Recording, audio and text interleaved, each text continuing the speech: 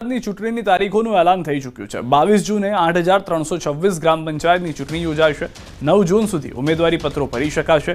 25 જૂને મતગણતરી થશે। ગુજરાત રાજ્ય ચૂંટણી આયોગે રાજ્યમાં ગ્રામ પંચાયતો માટે સામાન્ય વિભાજન અને પેટા ચૂંટણીની જાહેરાત કરી છે। કુલ 8326 ગ્રામ પંચાયતોમાં 22 જૂનના રોજ મતદાન યોજાશે। આ સાથે રાજ્યભરમાં તાત્કાલિક અસરથી આદર્શ આચાર સંહિતાનો અમલ શરૂ થયો છે।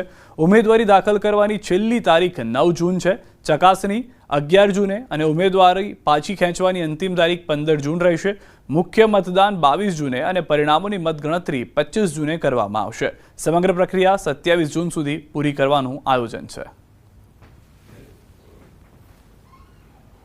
જે જાહેરનામા 2 જૂન એટલે સોમવારે 2 જૂન 2025 ઉમેદવારી પત્ર ભરવાની છેલ્લી તારીખ સોમવારે 9/6/2025 ઉમેદવારોની પત્રોની ચકાસણી તારીખ મંગળવારે 10/6/25 અને ઉમેદવારી પરત ખેંચવાની છેલ્લી તારીખ બુધવાર 11/6/25 મતદાનની તારીખ અને સમય રવિવારે 22/6/25 સવારના 7 વાગ્યાથી સાંજે 6 વાગ્યા સુધી।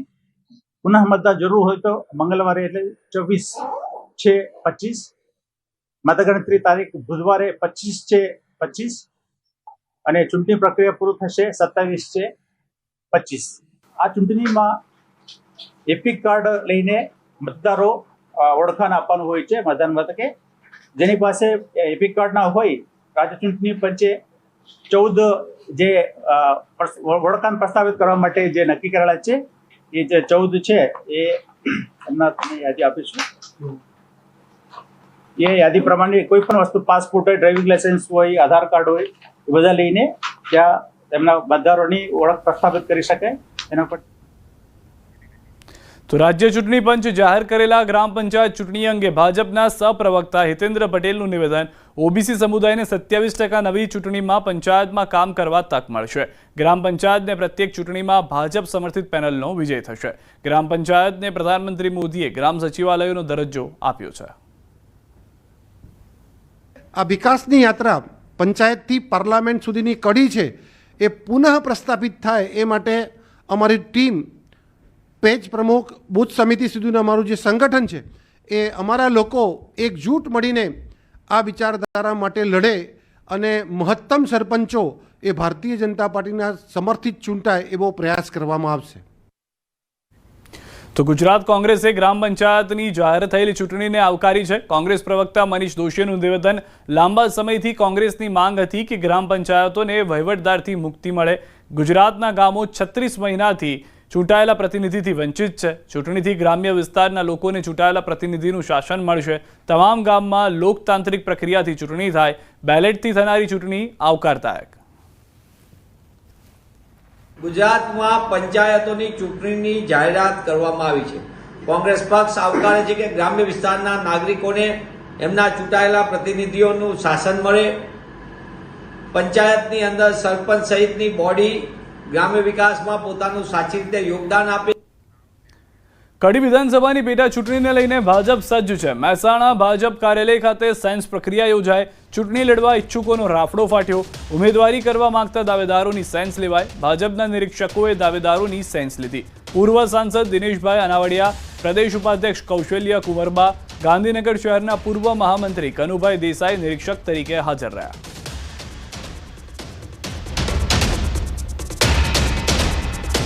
કડી વિધાનસભાની પેટા ચૂંટણીને લઈને કોંગ્રેસ દ્વારા પણ સેન્સ પ્રક્રિયા યોજાઈ। ચૂંટણી લડવા ઈચ્છુક હોય તેવા 7 થી 8 દાવેદારોને કોંગ્રેસના નિરીક્ષકોએ સાંભળ્યા હતા। કોંગ્રેસ દ્વારા કડી અને ચતરાલ રોડ પર ખાનગી હોટલમાં સેન્સ પ્રક્રિયા હાથ ધરવામાં આવી હતી। પાટણના કોંગ્રેસ ધારાસભ્ય કિરીટ પટેલનું નિવેદન। 7 થી 8 દાવેદારોમાંથી 3 નામની પેનલ હાઈકમાન્ડમાં મોકલાશે અને ત્યારબાદ ઉમેદવારનું સિલેક્શન થશે। કડીના સ્થાનિક પ્રશ્નોને લઈને કોંગ્રેસ મેદાનમાં ઉતરશે। ઉમેદવારોમાંથી 3 ઉમેદવારોની પેનલ બનાવી અને અમે પીસીસીમાં આપવાના છે। ત્યારબાદ ઉમેદવારનું સિલેક્શન થશે। એટલે અત્યાર સુધી 7 ઉમેદવારોએ અમને એમના બાયોડેટા આપ્યા છે અને 70 થી વધુ લોકોએ સેન્સ આપી। એ સેન્સ પ્રક્રિયા ચાલી રહી છે।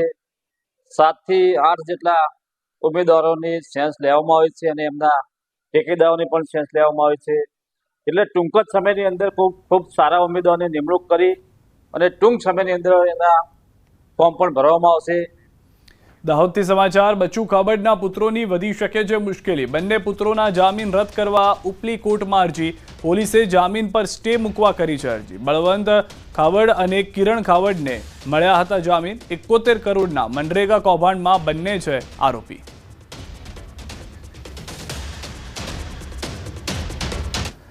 વડોદરાના ડભોઈ રોડ પર ગણેશનગરમાં રહેતા રશ્મિકાબેન પટેલ વોર્ડ 16માં ભાજપના વોર્ડ મંત્રી રહી ચૂક્યા છે, જેમણે પોતાની તેમજ સ્થાનિકોની સમસ્યાના નિરાકરણ માટે વિપક્ષ નેતાની મદદ લેવી પડી છે. વડોદરા ભાજપના પૂર્વ હોદ્દેદાર કામને લઈને ભાજપ નેતાઓને રજૂઆતો કરીને થાકી ગયા, છતાં તેમનું કામ ન થયું, જેથી તેમને વિપક્ષ નેતા ચંદ્રકાંત શ્રીવાસ્તવને રજૂઆત કરવાની ફરજ પડી. છેલ્લા ઘણા વર્ષોથી વરસાદી પાણી ભરાવાની સમસ્યા રહે છે, જે માટે વારંવાર રજૂઆત કરાય છે, છતાં કાન ધરવામાં ન આવતા હાલમાં સમસ્યા જોવા મળી રહી છે. રશ્મિકાબેન પટેલે કહ્યું કે કોર્પોરેશનમાં આ બાબતે રજૂઆત કરવા ગયા હતા, પણ અધિકારીઓ ના મળતા વિપક્ષ નેતાને રજૂઆત કરી હતી. વિપક્ષ નેતા ચંદ્રકાંત શ્રીવાસ્તવની રજૂઆત કરતા જ કોર્પોરેશનના અધિકારીઓ સ્થળ પર દોડી આવ્યા, કામગીરી શરૂ કરી. જો કે આ બનાવ બાદ ચર્ચાઓએ જોર પકડ્યું છે કે ભાજપના જ પૂર્વ વોર્ડ મંત્રી રહી ચૂકેલા રશ્મિકાબેનને સમસ્યાના નિરાકરણ માટે વિપક્ષનો સહારો લેવો પડ્યો. આ આખો જેટલો વિસ્તાર છે ને આ બધું નીચાણું આવે છે, પાણીનો જવાનો કોઈ નિકાલ જ નથી અહીંયા. અને 3 વર્ષથી અમે સતત આ બધા કોર્પોરેટરો છે કે બધા એન્જિનિયરો છે, બધાની સાથે અમારી વાત તો ચાલતી હોય છે, પણ કોઈ ધ્યાન આપવા આવતું નથી. લોકોનું નુકસાન થાય છે અઢળક. વારે ઘડીએ લોકો કઈથી ગરીબ માણસ, મજૂરી કરવાવાળા માણસ છે સાહેબ, બધા અહીંયા ઘડી કઈથી લાવવાના બધા પૈસા?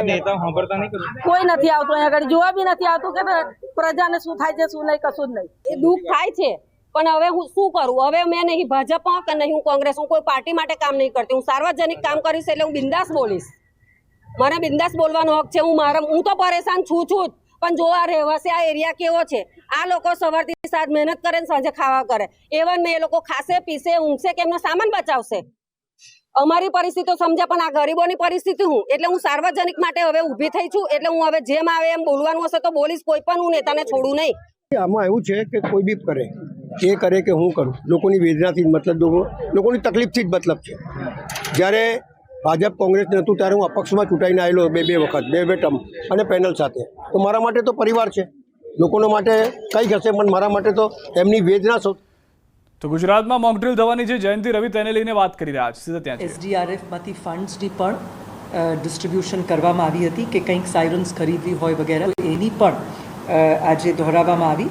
અને સાથે સાથે એમાં દરેક જિલ્લામાં 6 થી 7 જેવા અલગ અલગ, જેને આપણે કહીએ સિમ્યુલેશન, એટલે એક અલગ અલગ પ્રકારની એક કન્ટિન્જન્સી એક સમસ્યા ઊભી થાય તો એને કઈ રીતે નિવારવાનું એની પ્રેક્ટિસ કરવા માટેની સૂચના આપી છે. દાખલા તરીકે સૌથી પહેલાં તો જેટલા પણ પબ્લિક છે, લોકોમાં જેમને થાય કે દેશની સેવા માટે મારે કંઈ યોગદાન આપવું છે, એવા લોકોને સિવિલ ડિફેન્સના વોલન્ટિયર તરીકે રજિસ્ટર કરવા માટેની એક પોર્ટલ છે.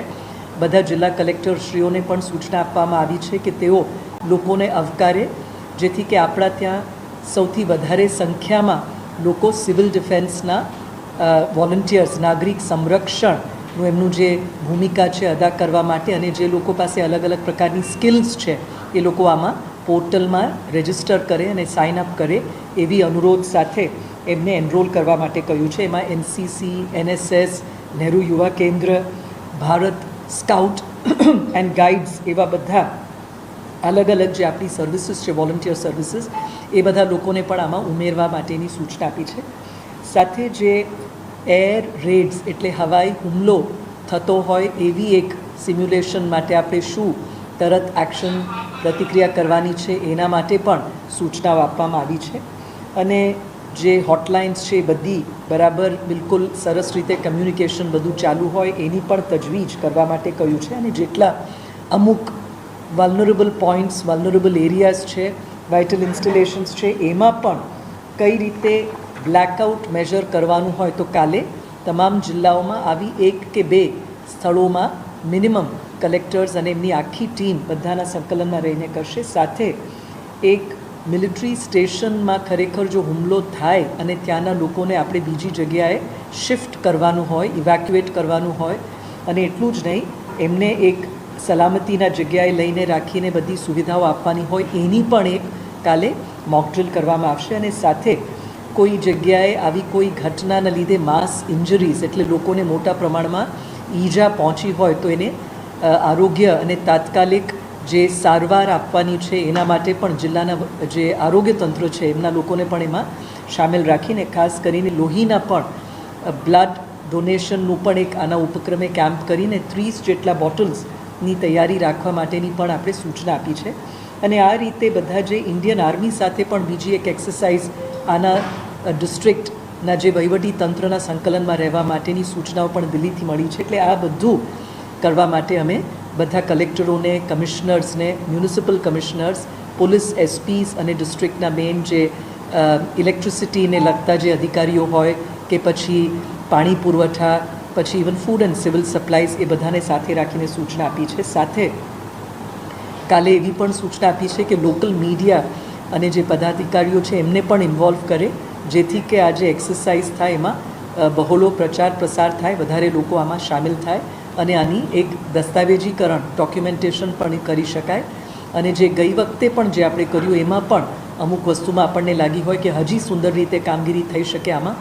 તો એ દિશામાં પણ આપણે વધારે પ્રયાસો કરવા માટે સૂચના આપી છે તો આની એક ડિટેલ્ડ પ્રેસ નોટ પણ આપની સાથે શેર કરવામાં આવી રહી છે थैंक यू नमस्ते ये ऑपरेशन सिंदूर और उसके पहले जो ऑपरेशन अभ्यास हुआ